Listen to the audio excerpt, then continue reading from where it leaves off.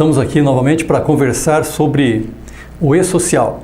Já tivemos duas apresentações, tratando aí dos eventos iniciais do e-social, e hoje nós vamos conversar a respeito dos eventos não periódicos. Agradeço você que está gastando aí alguns minutos da sua atenção para assistir o nosso vídeo, e espero realmente que venha a ajudar você a acrescentar aí no seu conhecimento a respeito do e-social. Muito bem, nós entendemos que os eventos não periódicos fazem parte da estrutura de dados do e-social, da estrutura de eventos do e-social.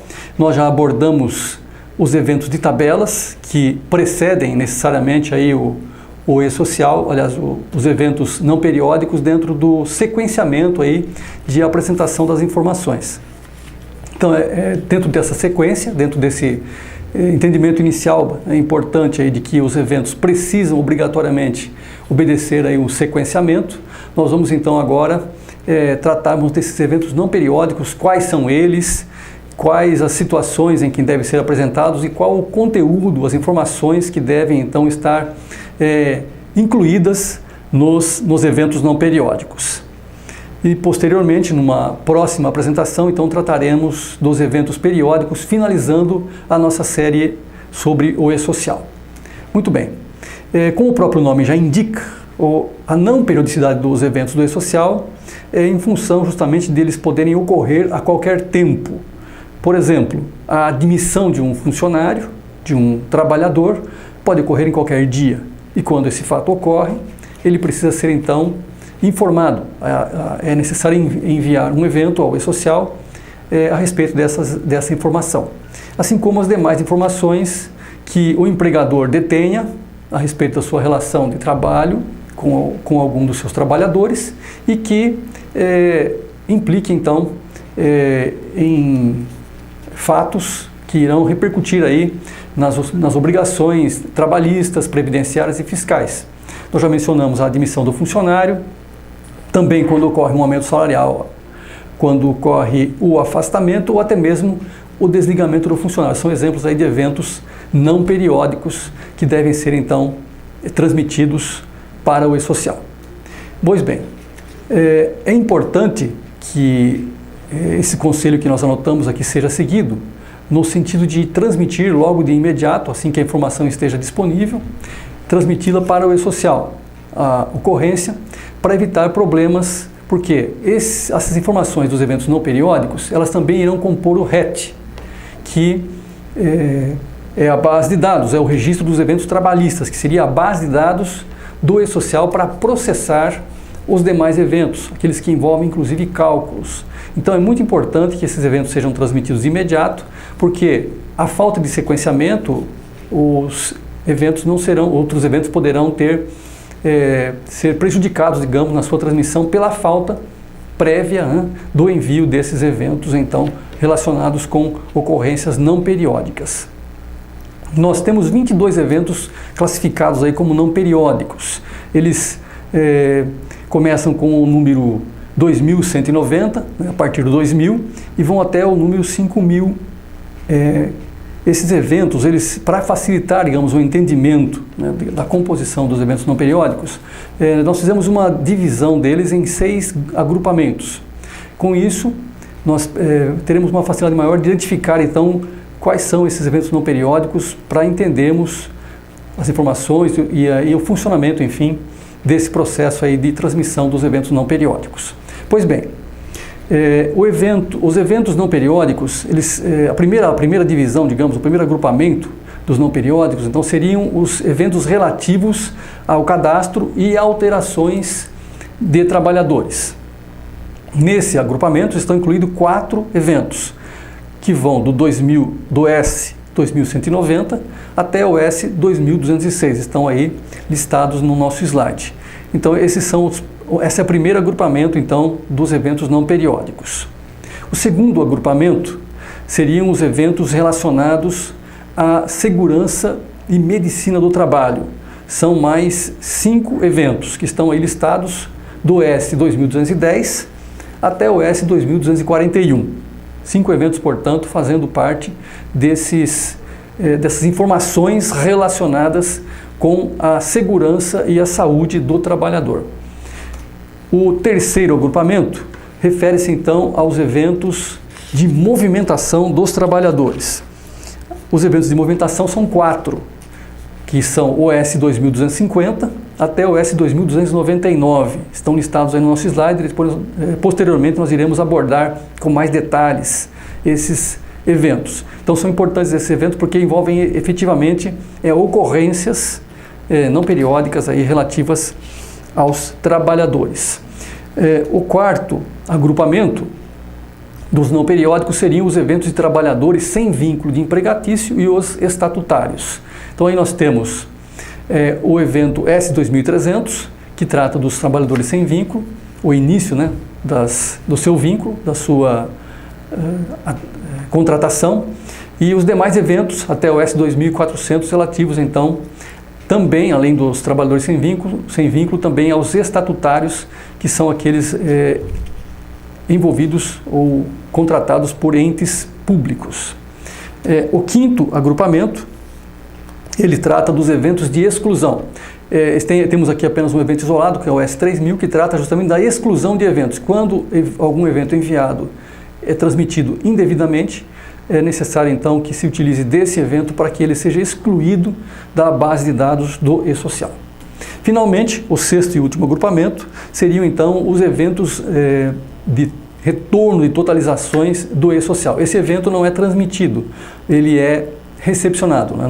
não é transmitido pelo empregador ou pelo contribuinte, pelo declarante, mas quem providencia, digamos, esse evento, depois de solicitado, é justamente o próprio e-social, é o processo de retorno das informações totalizadas aí, das contribuições que a empresa terá que recolher, as contribuições sociais e o imposto de renda. Então vai do evento S5001 até o S5012.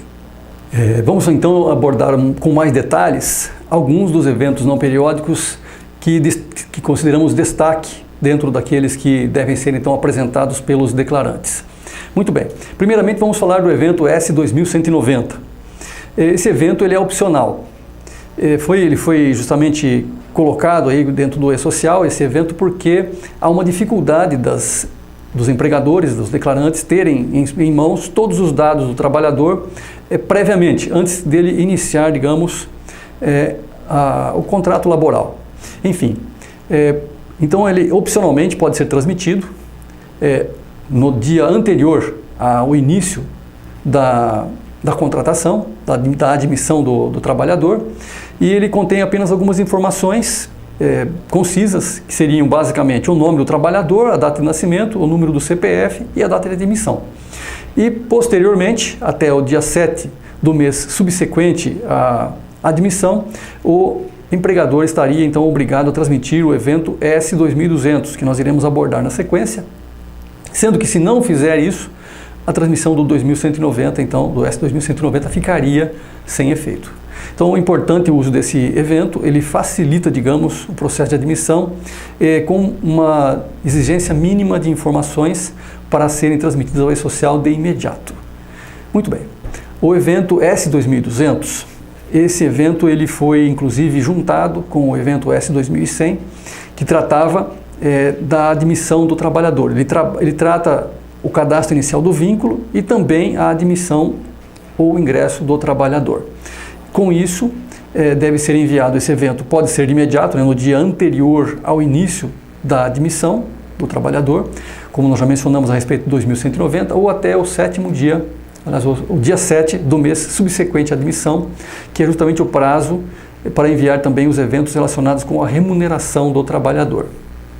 Então essas informações elas são completas, o evento S2200 é o que possui uma maior quantidade de campos, né, aí dentro dentre os eventos do e-social, porque ele contém todos os dados do trabalhador. Você pode imaginar aí a ficha de registro do empregado com detalhes, inclusive até mesmo o endereço de e-mail dele, informados então aí no e-social. Nós vamos então ver agora algumas das informações que devem constar do evento S2200. a relação sucinta aí dessas informações, que seriam as informações pessoais, os documentos do trabalhador, as informações do estrangeiro, quando for o caso, informações sobre deficiência, sobre os dependentes do trabalhador, os horários e a jornada que ele cumpre e a filiação sindical também a qual ele está relacionado. Então, são informações detalhadas a respeito do vínculo, do relacionamento do trabalhador que está sendo admitido ou do trabalhador que já é funcionário da empresa, já faz parte do quadro, quando da implantação, do início da obrigatoriedade do e-social. Muito bem, vamos então agora abordar o evento S2205, que trata da alteração de dados cadastrais do trabalhador. A partir do momento que ocorreu a admissão, podem ocorrer a alteração de algumas das informações aí do trabalhador. No caso de alteração, por exemplo, de endereço, de telefone, enfim, informações cadastrais, inclusive documentais. O nome pode ser alterado, enfim. Com exceção da data de nascimento, que é uma informação fixa, ela não pode ser alterada. As demais informações que vierem a sofrer necessidade de alteração, então deverão ser submetidas, deverão ser informadas ao e-social através do evento S2205. É importante que não se trata de retificação, de correção, substituição. Se a informação estiver errada, o procedimento é outro. Aqui nós estamos falando de alteração, uma informação que mudou, que foi alterada ao longo do tempo. Então é importante se ater a isso para que o evento seja transmitido da forma correta e com realmente as informações que o e-social espera. Muito bem. Vamos então agora abordar o evento S2206, que trata da alteração de contrato de trabalho. São outras alterações agora relacionadas com o vínculo, não mais especificamente do trabalhador, mas agora do contrato de trabalho. Então são alterações, por exemplo, da remuneração, da periodicidade de pagamento, da duração do contrato, do local de trabalho, do cargo, da jornada, enfim, mudanças que podem acontecer e são normais de ocorrerem periodicamente, ou de vez em quando, não é? Mesmo não tendo uma periodicidade regular. Então é importante que esses eventos sejam transmitidos em tempo, porque, por exemplo, se ocorrer uma alteração no salário, na remuneração do trabalhador e isso não for informado, haverá prejuízo ou haverá uma dificuldade na transmissão dos eventos que envolvem aí, nos eventos periódicos, da remuneração que vai ser atribuída a esse trabalhador por ocasião do fechamento, digamos, ou da apuração, digamos, dos encargos do e-social. Então, muito importante que essas informações sejam enviadas em tempo, porque elas repercutem diretamente nos processos que vêm em seguida, inclusive no RET, que é aquela informação da base de dados do trabalhador no e-social. Muito bem. Também nós vamos comentar um pouquinho agora mais rapidamente sobre os eventos relacionados a medicina e segurança do trabalho. Nós já mencionamos que vão do S2210, que trata da CAT, até o S2241, que trata aí de insalubridade, periculosidade e aposentadoria especial. Então são 5 eventos. É importante que esses eventos sejam também, que o declarante, que o empregador se prepare para apresentar então essas informações ao e-social. A obrigatoriedade desses eventos, como já foi divulgado anteriormente, ela deve ocorrer 6 meses após a vigência da obrigatoriedade para os eventos, para os demais eventos. Portanto, ela tem um prazo maior aí para entrar em vigor. E isso, logicamente, que vai chegar um momento que as empresas deverão apresentar. Então é importante já ir se preparando, já organizando aí os processos para que essas informações estejam disponíveis e formatadas da forma que o e-social espera. Os prazos, as comunicações, o processo em si de controle da segurança do trabalhador, da saúde do trabalhador, eles não são modificados, eles permanecem, a legislação não modifica a esse respeito, eles apenas agora passarão então a serem transmitidos de uma outra maneira.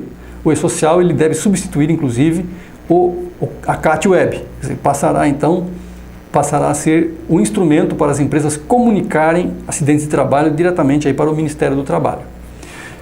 É importante, no início da vigência do e-social, os atestados ASO, de saúde ocupacional, eles não serão exigidos do período anterior do trabalhador, apenas os que estão produzindo efeito por ocasião, então, da implantação do início da vigência da obrigatoriedade do e-social. Muito bem, ainda falando dos eventos de segurança e medicina do trabalho, é importante que os declarantes estejam atentos aí para que os afastamentos sejam informados. Quando ocorrerem afastamentos, eles sejam informados dentro dos prazos, e com as informações corretas, porque isso poderá, na falta dessas informações da forma correta, poderá então prejudicar até mesmo o recebimento do benefício pelo trabalhador que venha a ter então esse tipo de afastamento. O evento S 2250 trata do aviso prévio. Nós temos 4 eventos relacionados aí com informações de ocorrências dos trabalhadores propriamente ditas.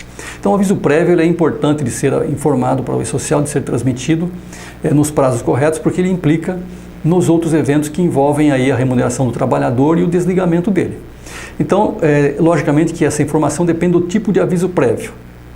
Esse aviso prévio tem uma motivação, ele pode ser por iniciativa do trabalhador, do empregador, pode ser trabalhado, indenizado, enfim.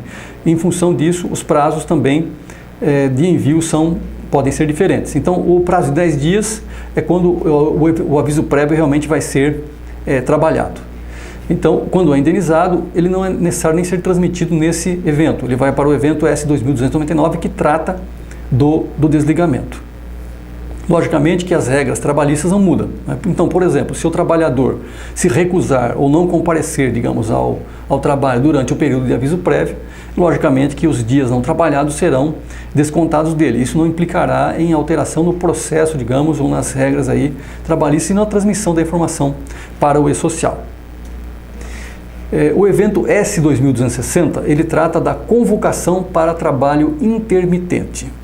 Essa é uma circunstância nova que foi trazida pela recente reforma trabalhista, justamente o trabalho intermitente. Então é importante que aquelas empresas que vierem a contratar trabalhadores com base nessa situação, digamos, prevista agora em lei, deverá obrigatoriamente transmitir para o E-Social um evento relacionado com a convocação desse trabalhador. Isso deve ser feito antes do início da prestação de serviço. Ele deve ser enviado antes que o trabalhador comece a executar o serviço para o qual ele foi, então, convocado. E existe, inclusive, uma categoria específica. Os eventos relacionados, as informações do evento S 2260 deverão estar vinculadas a um trabalhador de categoria 111, que é justamente esse trabalhador contratado para trabalho intermitente. Muito bem. O evento S 2298, ele trata da reintegração. É uma outra circunstância de movimentação de trabalhadores, talvez não tão comum, quando, já previsto na lei trabalhista, o trabalhador que foi dispensado, ele é reintegrado por determinação judicial, enfim, quando o trabalhador descobre, ou percebe, ou é informado, notificado, de que aquele empregado, aquele trabalhador deve ser reintegrado ao seu quadro de funcionários em virtude do desligamento não ter obedecido alguma questão legal. Então, nessa circunstância, a reintegração feita por determinação judicial, no maioria dos casos é isso, né? O trabalhador não se antecipa reintegrando o trabalhador sem haver uma determinação judicial, deve ser informado, logicamente, o número desse processo que determinou, então, a reintegração. E um dos efeitos principais da reintegração é que o pagamento das remunerações e também outros direitos do trabalhador sejam, então, providenciados, né, inclusive entre o desligamento e a reintegração. Então isso está relacionado com outros eventos que envolvem a remuneração do trabalhador. É importante, então, que ele seja transmitido com as informações corretas e em tempo hábil para que esses outros eventos relacionados com o processo, digamos, de remuneração do trabalhador que foi reintegrado possam então ser transmitidos e processados corretamente.